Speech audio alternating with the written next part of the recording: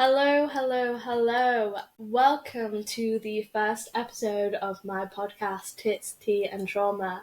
I'm Neve, and in today's episode, I am going to talk once again about the grief of losing my mum. And first of all, I would just like to apologise to everyone who has come to this podcast from the original video I made 3 years ago now.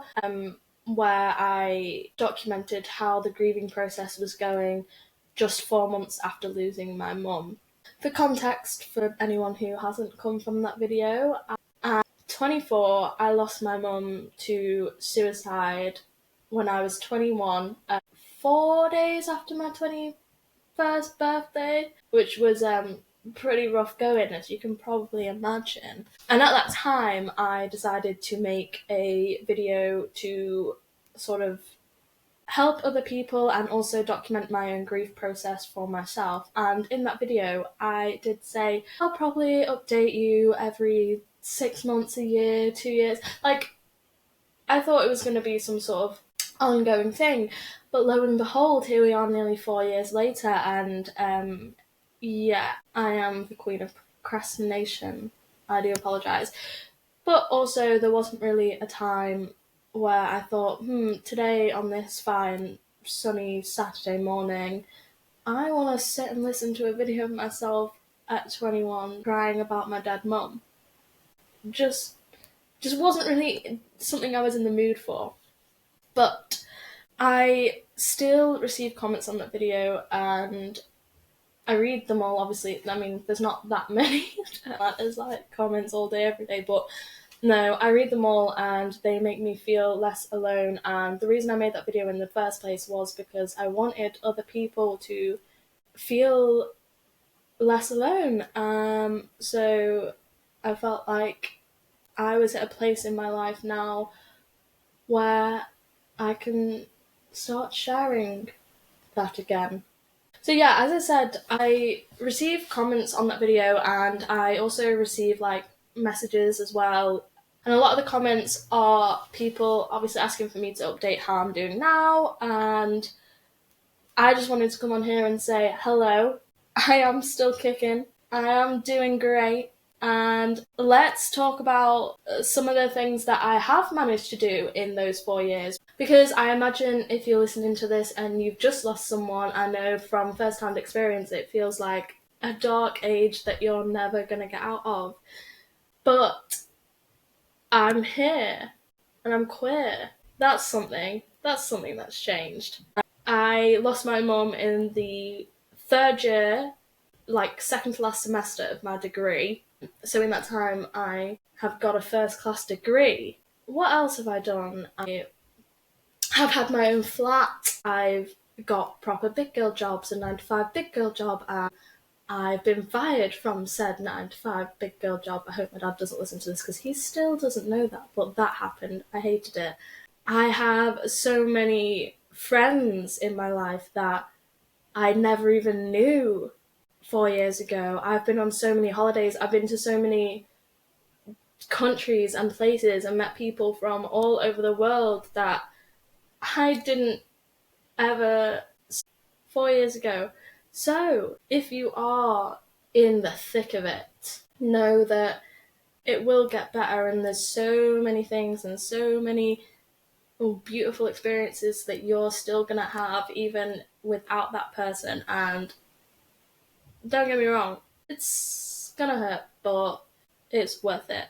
So one of the things that I sort of want to do in this episode is I want to sort of react and go back to how I was in the original episode, see if anything's changed, see what's still the same, and something that surprised me when watching it. So in that video, I obviously when it first happened with my mum, well, first of all, it was a complete and utter shock to me. My mum had been mentally ill. I'd say my mum suffered with mental illness her whole life. I remember my dad telling me that, and if any of my family's listening and this isn't true, don't quote me on this, but I'm pretty sure she suffered with like sort of anxiety and lack of self-worth and eating disorders when she was younger. And I remember during my childhood, like, being a witness to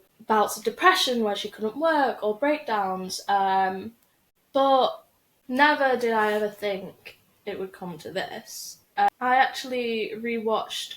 So I used to do some YouTube during the lockdown era. I came across a video I made with my mum, and it was 6 months before she passed away, 5 months even. And in that video, she is literally so fine. Like, she was laughing and stuff, and I remember at the time that she was okay. And I don't remember the point in which that changed, because at that time I was away at uni, so I was kind of out of the loop. My mum's mental health started deteriorating during COVID. She had a lot of stress from work and a lot of financial pressure. And at some point, her mental health and anxiety got so bad that she took a break from her job, and then I think it kind of just went downhill from there. I remember a couple of weeks before she passed away, or a week, I don't know how, look, the timeline is hazy. She was in an inpatient unit for a week. But again, like, and maybe it sounds so stupid now, never ever did I think that she would actually kill herself. I remember when she was in that facility thing, I don't think it even was that, it was like a house somewhere in nearby, I don't know, I don't really know what it was. I'm so paranoid, and I rang her and we chatted and I checked on her and I was like, promise me you won't kill yourself. And she promised. She promised me. And lo and behold, she did it anyway. But the point to this was, it was a huge shock for me because for some reason, no one really told me how bad it was. Obviously, maybe I should have put two and two together a bit more, but every time I reached out or whatever, or when I'd come home, it was very much like, oh, it's fine, like it's just like a bad mental health. And that's something that I've suffered with massively, so I understand life is peaks and troughs. And if you listen to this, life is peaks and troughs. And if you're in a trough, you'll get out of it. Just wait it out, because I'm, like I said, doing fine. And afterwards, I was like, why did no one tell me that it was like this bad? Because everyone was like, yeah, we kind of expected it. I was like, no one thought to fill me in. No one thought to. By the way, yeah, your mum kind of wants to die. Because maybe I would have got a train home.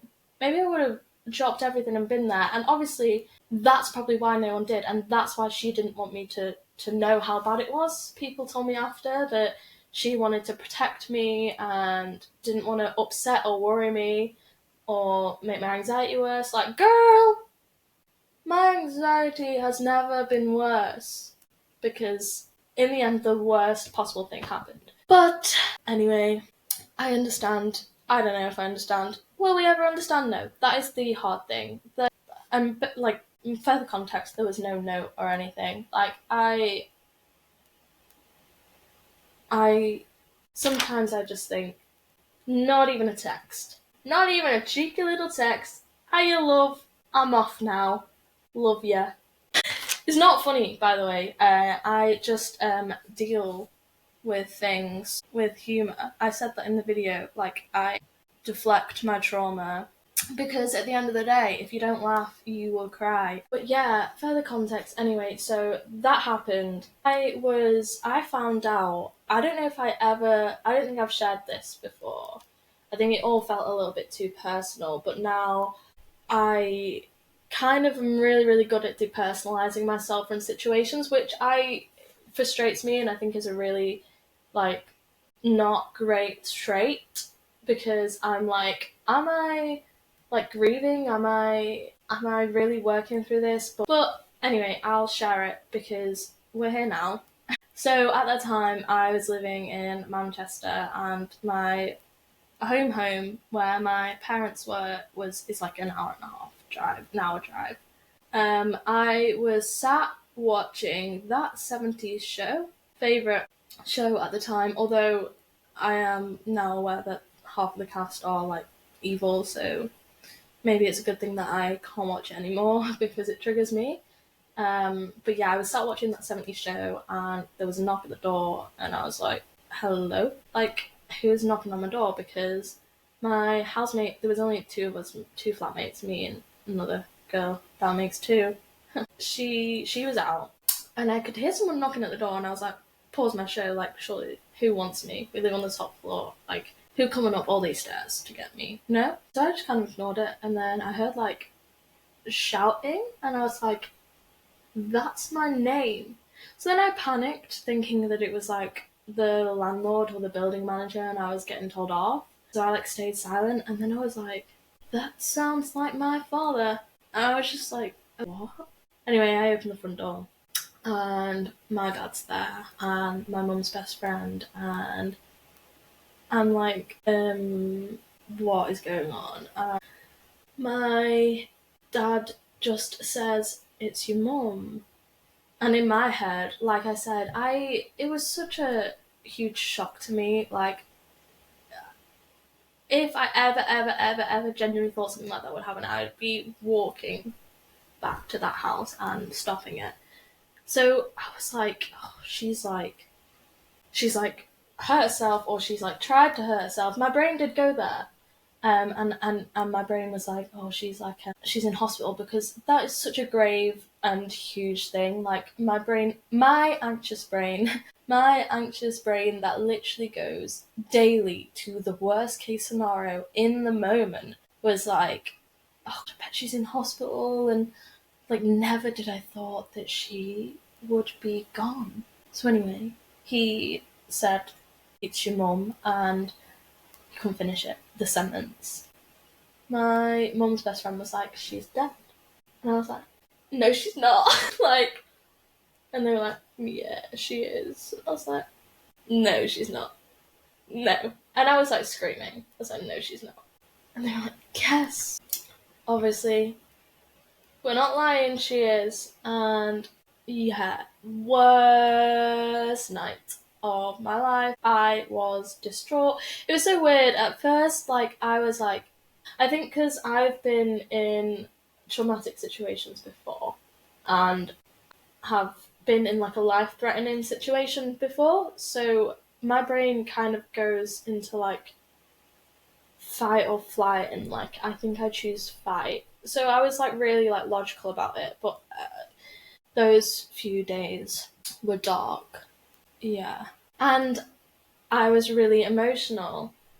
And I thought, so I have a problem where I feel emotionally constipated and I can't cry. And I've felt this way for years after. I can't remember if I felt like this before my mum passed away, but it's been weighing on me since my mum passed away.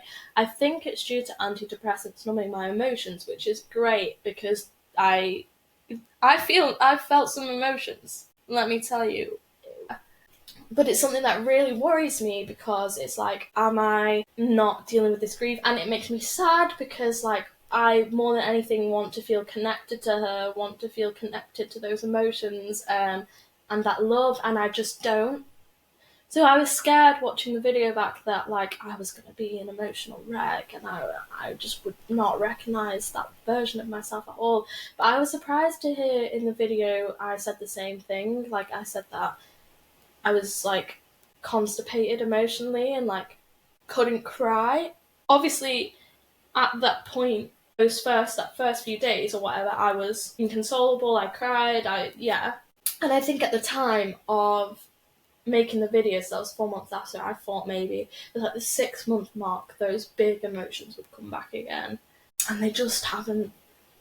There's moments where I can see the sadness, or I can see that feeling, but I can't feel it. And there was even a point where I came off my antidepressants because I was like, I need to feel this grief. I don't feel connected to my mum. When I think of my dad, or when I think of other family members, other people in my life, the love that I have for them, especially my dad, is 10 15,000 times stronger than I've ever felt for anyone, because I know what it's like to lose people, and I just wish that I could feel like that towards my mum, but in a safe way. Where's the balance here? Either you're like a crying, grieving mess, can't go to work, can't do anything, or like you're just like emotionless. And I feel like I'm emotionless. Like, it's not, it's like I said, I feel the emotion, but making me cry is like trying to draw blood from a stone. And it's like, I just want to shed a tear. I used to cry all the time. I used to be a big crybaby. So actually, she looks after me. She makes sure that I never get sad. Well, that's not true. I get sad, but it's frustrating because sometimes it's great to get sad and it's great to cry. And I'm so jealous. Like, when I've seen like friends cry, I'm like, obviously I hope they're okay, but like, how are you doing that? Like, I get like tears and then I'm like, yes. I'm like, put James Blunt on now. This is it. I feel a bit emotional. I'm watching something on telly. James Blunt, full send. Cranberries, full send. Let's listen. Goodbye, my lover. Let's cry, let's cry. And then I just like sober up from the sadness so fast. Going off that, it was really interesting to see. Interesting. That's such a weird way to talk about yourself. Like, it's so clinical to talk about yourself, like watching yourself experience grief. That's, yeah. But it was weird to see myself so connected to my mum in that video. I was talking about how she must have been so sick because she loved me so much. She would never leave me. And the only way she would do that is if she was just so mentally ill, which is still true. And at that time of talking about her in the video, I do cry, or I well up. I talk about her strength. I talk about how aware I am that like she wasn't my mum anymore. And I just found that really hard to listen to because I'm at a point now and this is scary, and I'm so sorry if you're at the early point of your grief and you're sat there like, what if I forget them? What if I, forget their voice and things like that? Because I was scared of that as well, but I really am, like, I feel so distant from the memories, and it's so, like, hard, I suppose. It's just so frustrating and weird. Like, that's my mum. Like, you carried me in your stomach.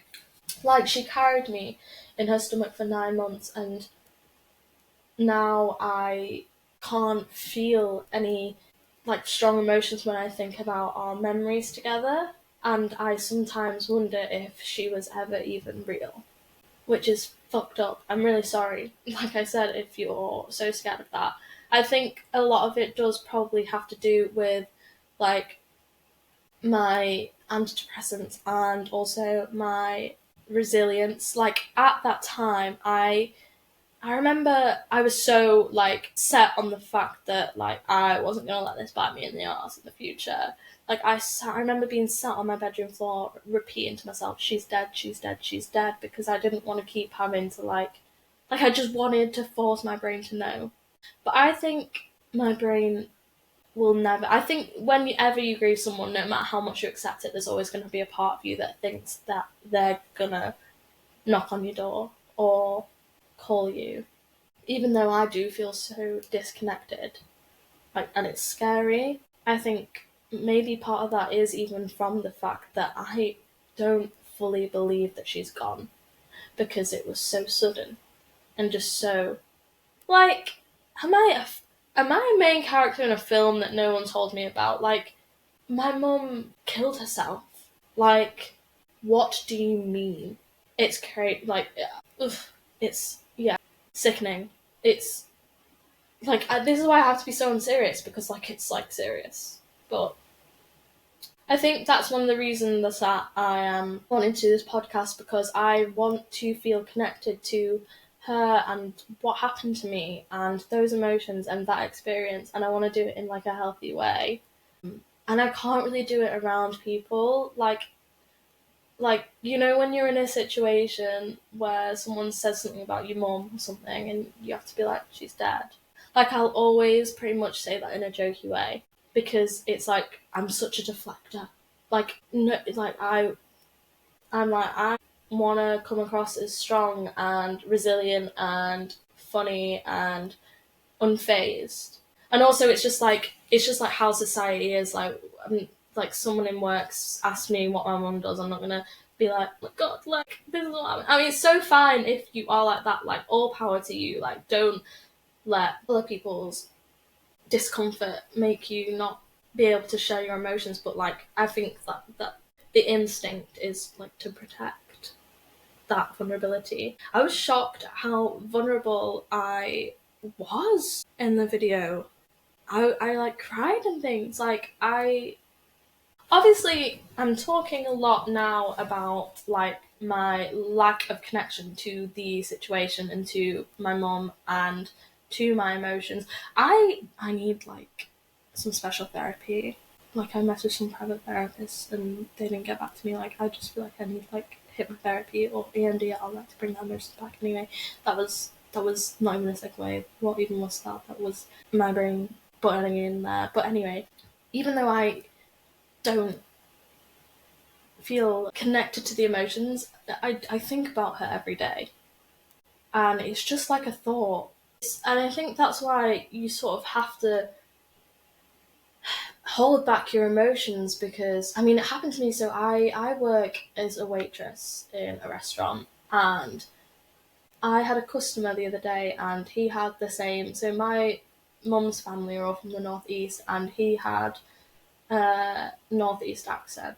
And I was stood at the table serving them and he was with like his kids and they'd just all come from the football to get, or they were going to watch the football. Man City, bad taste, but I digress. And then he was obviously speaking in that accent, and his daughter was like talking about like when they're gonna go see their grandparents, and I was like stood taking the order, and I felt like my eyes go like teary, not noticeable to anyone else. But then you just have to shut that down and walk away because one, I can't cry, and what am I gonna do? Go up to my manager and be like, "Hey, I know I'm not crying right now, but I'm crying inside." Okay, what like give like emo Tumblr like crying inside? But you know what I mean? Like, flashbacks and things like that just come so randomly. And let me talk about the flashbacks because so I obviously like my mum. I'm not gonna say the way my mum did it, took her own life, but it wasn't pleasant. And it's not something that I saw her body after, and I could see the damage. Oh, that's really weird, isn't it? That's your whole mum, and that's weird. Oh, see, flashbacks are happening. But so I didn't actually. I mean, not obviously. You know, I could have found her. Thank God, I didn't.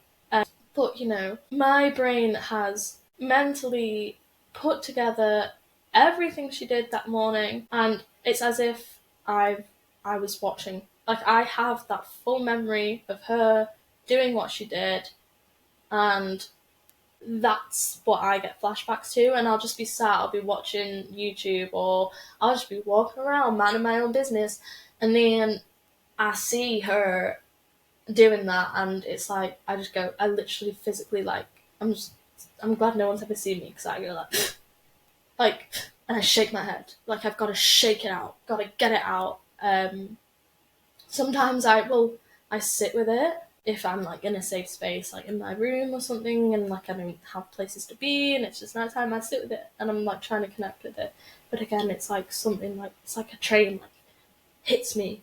I'm not gonna clap because I don't know how it sounds on the mic, but like hits me in the head, and like I'm jolted. You know, like from a nightmare, like jolted out of the memory. Out of the memory. It's not even a real memory. So they're not fun. But I'm so like desensitized to them. Like I said, like I went through a traumatic situation. I was in a terrorist attack before this happened. And I have not had one night's sleep in those 7 years now. The anniversary is tomorrow, so it'll be 7 years tomorrow, where I haven't had a nightmare. So sometimes flashbacks are just casual. It's so weird that that's my life now, because I had such a privileged upbringing. I had great parents, happy parents for the most part. Happy together. Obviously, my mum was happy. We went on holidays. We had a house. We had cats. It was like your typical. I don't have siblings. It was like just three of us. Well, my cat, love her, but it was like just your typical on paper happy family. Obviously, behind closed doors, things aren't always like that. Like my granddad suffered mental health. Everyone in my family pretty much. Especially my mum's side. Sorry to call them out, but has suffered mentally. But before the terrorist attack, it was just like a simple suburban. Is it suburbs? We didn't live in suburbs. We lived in a town. Suburbs is like near the city. Anyway, it doesn't matter. It's just weird. My life now is sometimes I'm like, what? And I think that's why I've put in my notes I'm a lot more silly and goofy now. But I think that's why. It's because I was just like, oh, what? Life is just not real. So let's just have fun when we can. Something that I would like to touch on, because it's something that I felt at the time, and I also saw a lot of comments about it, is I was so terrified at the time of obviously, like I said, I've got mental health problems. I'll go into that. You can find stuff on my YouTube about what they are, and I'll probably dive into that many times if this podcast continues. But one of the scary things is ending up like my mum, which is great because nice to know that I'm not suicidal, but absolutely terrifying every single time my anxiety gets bad. When I came off my antidepressants, I've never experienced anxiety like that. It was horrific. I'll do a whole thing on anxiety probably, and it's scary. And then in those moments, I'm like, oh God, what if I get so bad that I end up like her? But to anyone who's listening and who's thinking that, there's also the other side of the coin. Yeah, that's a thing. But also you're so aware because of what you've been through, what that feels like, and the fear of it. I've not even thought about that myself. You might not, because you know how you're scared of it, and you know how it hurts people. Yeah. Something that intrigued me when I was watching back the video was it was COVID. I didn't really interact with anyone other than direct friends and family who obviously knew the situation. And in the video, I was saying how, from now on, I'm gonna be the girl with the dead mum, and I'm gonna be in situations where people ask about family and ask about mums, and I'm gonna have to be the one who brings that right down and says, yeah, she killed herself. And how I didn't want to be seen as a sad case, or how I felt like I had my mum's dead written on my head and that everywhere I went people would see it. But now I'm kind of sometimes I wish people just knew. Because it's the awkwardness of at what point in this relationship, not romantic, I just mean anything, colleague, friendship, anything, is that going to come up? I wish people knew, because I'm sick of being in situations with your mum jokes and things like that, and it's just ugh. They don't affect me that bad, but sometimes I just wish I could be can you not? My mum's dead. Or there's a lot of times where I do feel me completely contradicting the whole podcast with what I'm about to say, but there's a lot of times where I do feel a lot of emotions, or something triggers me, or something's like poignant to me. Like I'll be out and about and a song will come on and it was one of my mum's favourite songs, and I sometimes wish, because obviously I don't have siblings or anything, that I could be with someone who in that moment understood how I was feeling, but there isn't anyone. I mean, I understand if you listen to this, I understand how you're feeling and you understand how I'm feeling. Like, I think going through this grief really does like change you and change your perspective and change how you feel emotions and things, and it's really is truly a club, I guess, that only certain people understand, and you will not ever understand those feelings unless you are going through it, and sometimes that is really hard. And like, I have such great friends that were there at the time, friends that are newer, and I've had to do the whole by the way, this is a thing. And I'm really lucky to have friends that, if I was upset I could call them, but it just, nothing ever really, and I wonder if other people can relate to this, but nothing ever really fully feels like enough or satisfying enough, because I know that they don't understand. And maybe even if you say I had a sibling and they lost their mum too, maybe I would still feel that in some way, because everyone's grief is so personal to them. But again, I don't like to get hung up on stuff that I can't change. I think that was the perspective that I had very early on in the start of this. And I think that came from the terrorist attack as well, because my first reaction to that was like, I don't want to let someone else's actions dictate my life, who I am, and how I choose to live. And as cold as that is, that's a lot of times how I've felt about my mum.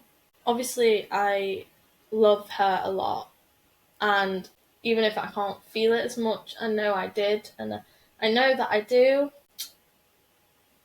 But at the end of the day, it was, no, actually, I was going to say it was a choice that she made, which it was, but again, she was not well, and anyone who is feeling like that or has attempted that, or like knows someone that has, please, like, don't take what I just said at face value. Like, don't feel guilty, don't feel selfish. It's also valid, and like I said, my mum would not have done that if she wasn't sick, and I do understand that. But you are also listening to a podcast from the perspective of the scorned, in a way. Like, I obviously probably have some sort of frustration or anger. I choose not to feel it in my daily life, because I don't like to be angry or upset about things that I can't change. Shout out to my sertraline, because before I was on that stuff, I would have a fit if I dropped a plate. But sometimes I manage to be emotionally like mature and stable, and that is how it presents itself. Honestly, I feel like I have not said anything these past 45 minutes. I feel like I have not said anything with substance or meaning at all. I hope I have. It's just like a lot, isn't it? Like, I watched that video back and I was like, oh, I'm gonna do like a page of notes, 3 pages of notes. And it's just like not something that you can talk about all in one podcast, which is why I want to do more of these. But I just wanted to sort of do the initial one, deep dive in how I'm doing now, post grief. Well, not post grief, we're still grieving, I'll always be grieving. But, after that last video, I just wanted to update everyone in the comments and say thank you to everyone who watched that video. Everyone, whether I knew you or not, who reached out, because it really does give me a little boost of dopamine or whatever whenever I get those comments, and it really does help you feel like less alone. I can't believe there's people out there where this is our life, and we have lost someone to something so horrific. I hope this podcast has made you feel less alone and given you something cathartic to listen to or to laugh alongside sometimes, because I don't, hence the name Tits Teen Trauma, I don't want this to all be doom and gloom. That's not how I deal with trauma, and that's not how I survive. But yeah, thank you so much for listening. I would really appreciate if you're watching this on YouTube, do all the subscribing, liking, sharing. If you're listening to this on Spotify podcasts, what do they get you to do on there? Is it follow? Follow. Comment. Whatever you can do, do it. If you can share it, share it. I want to get this to as many people that it may help as possible. And I want to connect with other people who are going through the same thing. But yeah, thank you so much for listening. I would really appreciate any support on like the socials or whatever platform you're listening or watching this on. And I am grateful to you. So yes, thank you and good night.